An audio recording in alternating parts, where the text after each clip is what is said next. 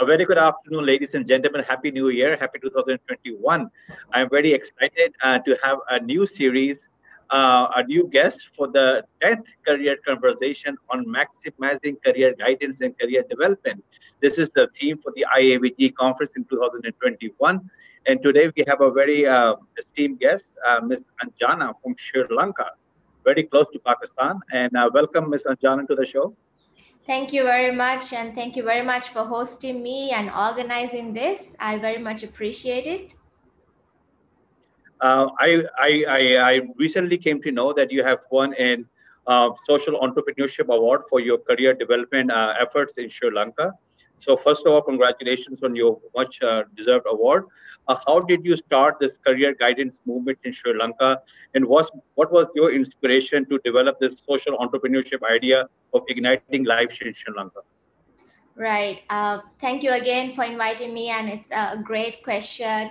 To have even won this entrepreneurship award was also very humbling. And maybe to give a bit about my background, actually. So I worked abroad, and then I had the opportunity to come back to Sri Lanka. And I was actually juggling between different ideas of what I could do.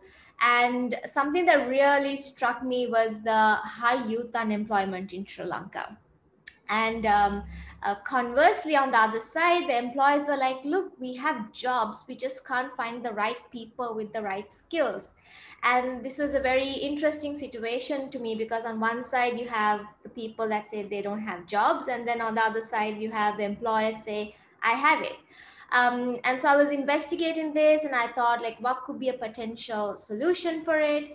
And then that's how I kind of landed on career guidance being one of the powerful tools that can be used to address this, if it is enabled effectively.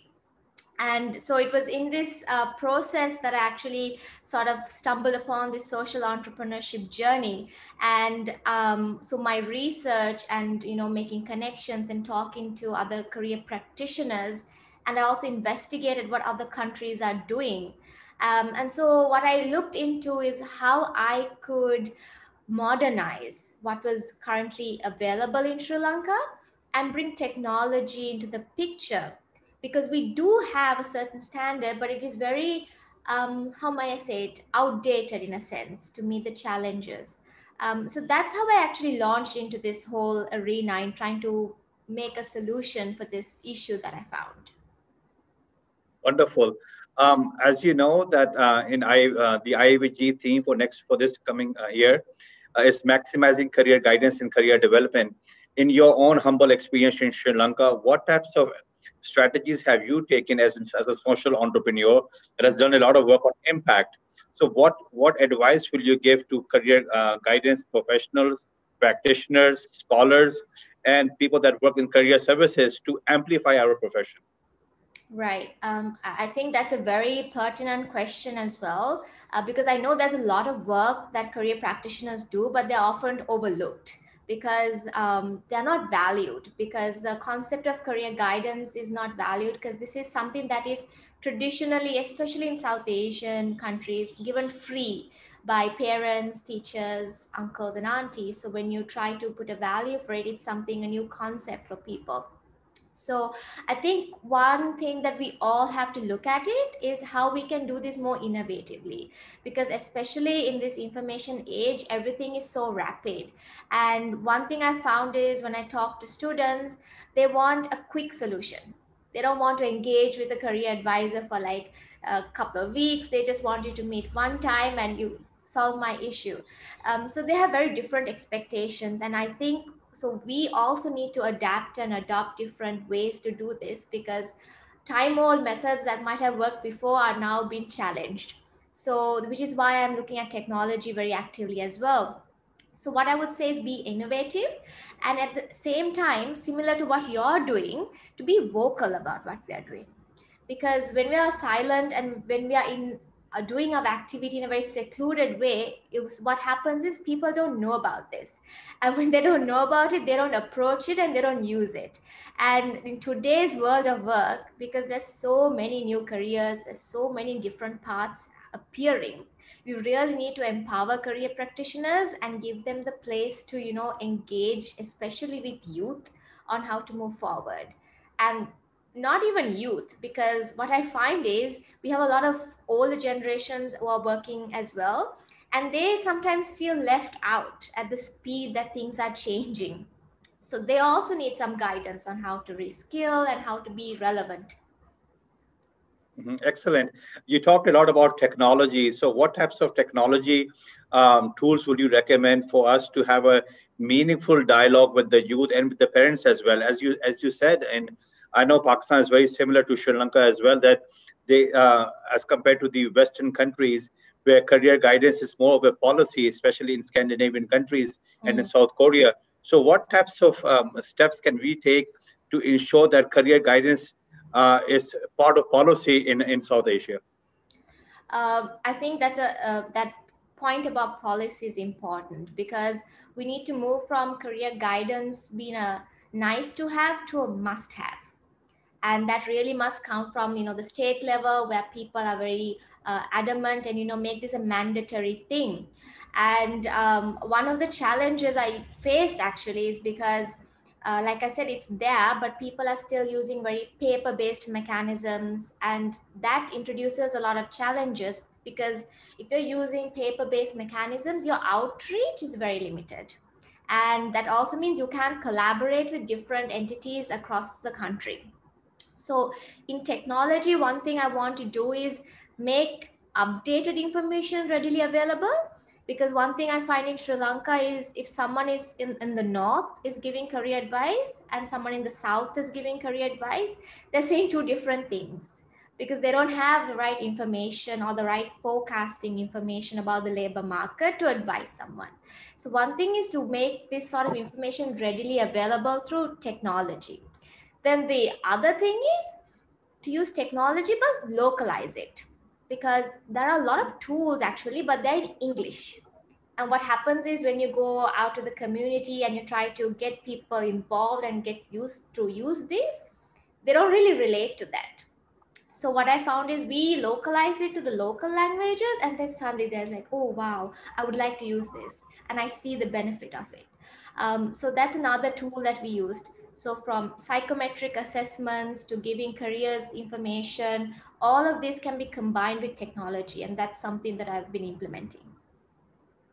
Very inspiring. I like your perspective of having all the tools readily available, and making sure that it's a must have, not nice to have. As you know, the United Nations has various international days that are designated for various causes across the globe, like Women's Day, Children's Day, Labor's Day, Teachers Day. So why not, as a community of career guidance, why not initiate a UN Career Day? What is your perspective on that? I think that would be great if you could do UN International Careers Day, especially because something I found is, um, people don't give the same respect to all the careers. There's a certain prestige given to certain careers, and then other careers are looked down. But I think, especially in this COVID age, if it has become more evident, is that all careers are important, and especially those frontline workers, and sometimes they are looked down upon. So I think this might be a good trigger point as well, where associations, professional organizations can come together and really advocate for something of this sort, especially with the underpinning, like thinking of giving respect to all careers. So I think if there's a day to celebrate that, that would have a huge impact, especially because people in when I speak to Sri Lankans, some of them will avoid certain careers because they think, oh, I don't want to be associated with that, or even this industry. And that all comes from the social background, all of these effects into it. So a day to celebrate all careers and give them equality basically would really have a good impact, I think. Excellent. Thank you for sharing that. I know this COVID has been going on for several months now. So how have you ensured as a social entrepreneur to ensure that access is available to people that they're really needed in this difficult times? So this was also a very challenging time to us. We had to adapt, but one thing we had going for us is, anyways, I had been promoting digital all along. So that was a strong backbone for us. And people kind of got pushed into it because previously, what people wanted was to meet us face to face. They wanted that human connection. But now, because they had no other option, they were very willing to go with the online video calls to phone calls. So we actually found phone calls were more effective way of reaching out to them, because almost everyone has a phone and they don't go into technical difficulties with a video call. So we found that very useful. So what we found was that COVID had its ups and downs, but in one of the positive things were people were just pushed to use it, pushed to use digital. And so that was one of the good things that I think that came out of it. Yeah, wonderful. Closing on this very inspiring thoughts from Sri Lanka, what will be your words of wisdom for our community that are listening to you across the globe? I think one of the most important things that we have to do is we have to be innovative. We have to really look at new approaches, and this might include a lot of trial and error. But we have to have modern solutions to modern challenges. And one thing I would encourage is to use technology. And similar to what you're doing, and I think this is incredible, it is to have career conversation. This is creating online content that now becomes readily available to anyone across the globe. So this is again another use of technology that I see. And so one thing is to be innovative, and at the same time, I think we need to give a bit more presence and value to career guidance, because it is, as I said, often overlooked, especially in, I know in Sri Lanka it is important, but given the priority scale of things, we are further down the ladder.